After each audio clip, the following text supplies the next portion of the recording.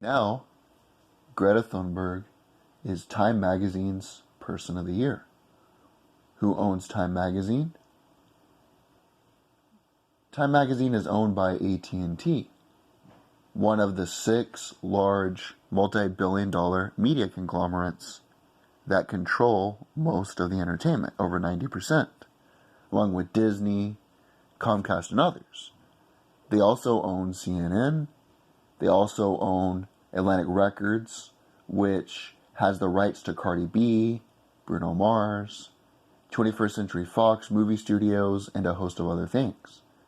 But the point I am getting at is that she is being brought to prominence by a corporation because they want profit, and further put on a pedestal and illuminated by another corporation. But instead of looking behind the veil, people will try to persuade you that she is organic, that she is from a grassroots movement, which is intellectually untrue, and unequivocally untrue, and factually untrue. It's untrue no matter which way you want to dissect it, present it, or speak on it. But then the question you ask yourself, because I've asked myself many times, I know people who are nice people. They'll give you the shirt off their backs. They are intelligent, very astute. Their judgment is very good when it comes to finances, their jobs, their families. But when it comes to politics, which is intellectual warfare in a sense, it is a battle of ideas. They are completely and utterly brainwashed by the media, by Greta Thunberg, by certain things and certain factions. Well, that's because if you look into public relations, you look into Walter Lippmann, read anything by him, read about Edward Bernays, they literally admit their tactics.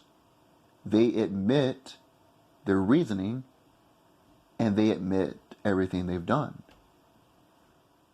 In the book Propaganda by Edward Bernays, he literally admits all the stuff he did. He admits that he worked for United Fruit and was responsible in getting a government overthrown for the U.S. government and United Fruit.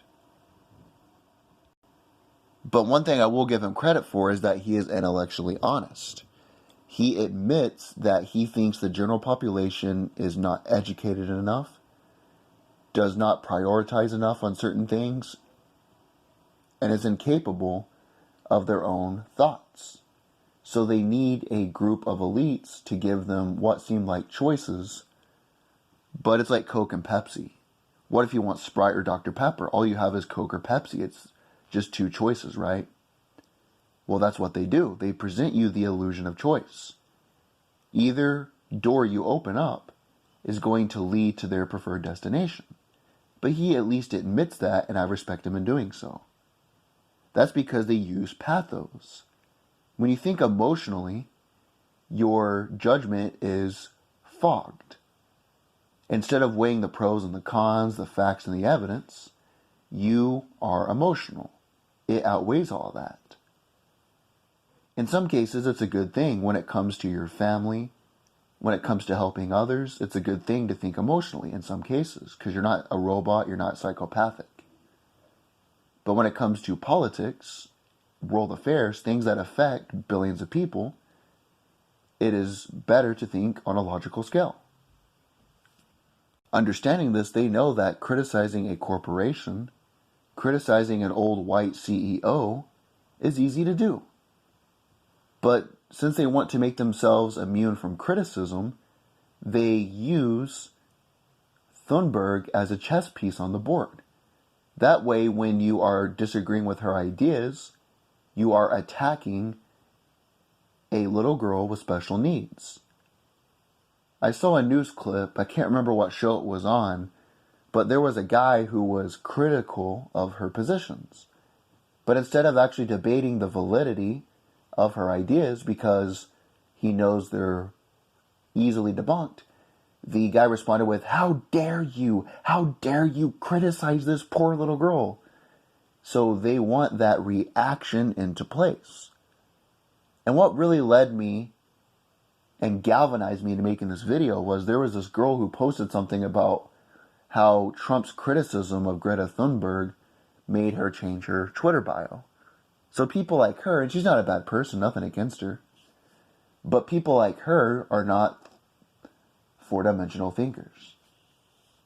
She sees evil, bad orange man criticize this poor little girl, and then that's her reaction. See, it's not about climate change.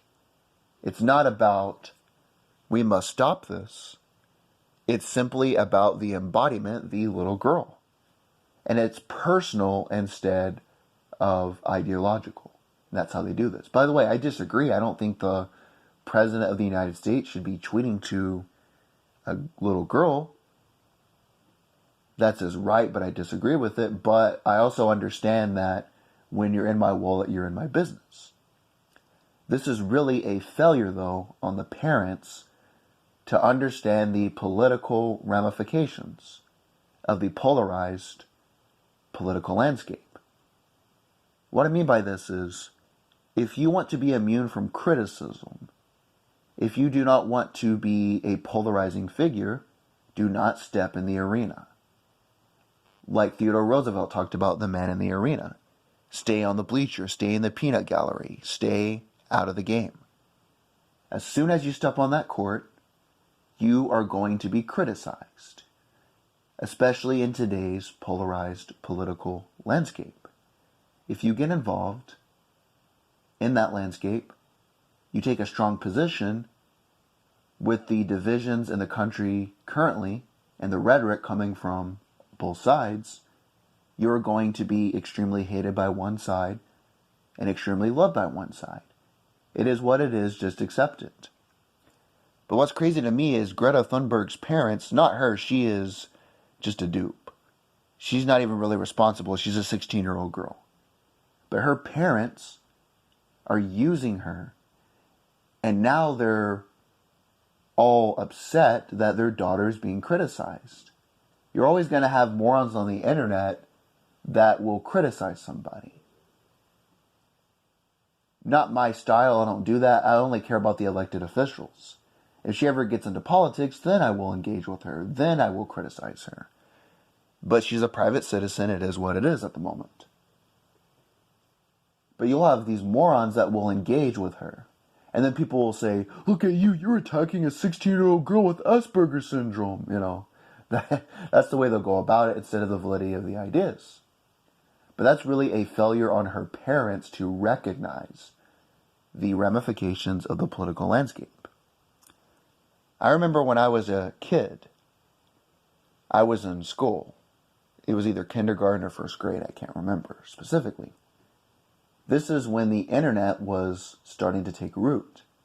We watched this DVD about the World Wide Web, which was the highway of information. You had Bill Clinton and Al Gore. Bill Clinton was talking about the highway of information, how the internet's going to get you more information. We need to invest in new technology. And I remember I asked my teacher, I said, who is that? She said, it's the president, Bill Clinton, and Vice President Al Gore. I said, oh, okay. And then I said, I didn't even know who it was. So my response was kind of, oh, okay. And I just moved on with my day. And that's because my parents understood that when you're a child, you're supposed to think of things that children think about. You're supposed to worry about school, homework, nap time, going outside.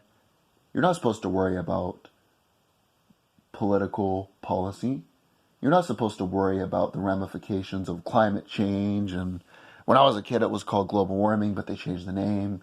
Before that, it was called global cooling. They always change the name. But you're not supposed to worry about those things. You're not supposed to have an opinion about those things. As you get older, as your cerebral cortex develops, then you become more interested in adult things. Then you can weigh the pros and cons of the situation. But I think it is irresponsible that her parents are putting all this stress on her. And then people wonder why we have high rates of anxiety, depression, suicide rates, when you make a child think the world's going to end in 12 years before she is even 30, what's going to happen is she's going to be depressed, have anxiety, and not really see a reason to live. It is a result of that, but it's really a failure on her parents' part. If she wanted to be immune from criticism, she should have stayed out of the arena. I'm sorry. Now, I don't like criticizing her personally. Don't make fun of her disability. But criticizing her ideas, saying you disagree with her, should not be beyond reason. But what's really pathetic is that the media understands this. What I never understood, though, is if you see a bridge that collapses, and then you want to figure out why it collapsed, what was the difference in this bridge versus other bridges, you're going to talk to a structural engineer because they are educated on the topic. That's why I don't understand. Every time there's a mass shooting, you always hear from these emotional kids. You never hear from gun manufacturers. You never hear from people who understand how these things work. Same thing with the climate change thing. Why are we taking authority from a little girl who doesn't know what she's talking about? Why aren't we letting the experts talk about these things? I'm not saying the general person should not have knowledge on these things. I'm not saying they should not be involved, but I'm saying if I want to hear about the climate, I want to listen to a climate scientist, a professor, somebody who is educated on that topic, weigh the evidence, and then make my own decision. But I failed to see what listening to a little girl with a mental disability, not making fun of it, I feel sorry for her, but I'm just pointing this out, I fail to see how that creates any dialogue. It just goes back to, how dare you, you're criticizing her because she's a kid, and instead of debating the validity of the idea, you're trying to not criticize the girl, and then it just creates this cycle, these rabbit trails that you go down that are completely unnecessary. But again, the elites know this, and they want to pour at your heartstrings. But that's just my thoughts on Greta Thunberg.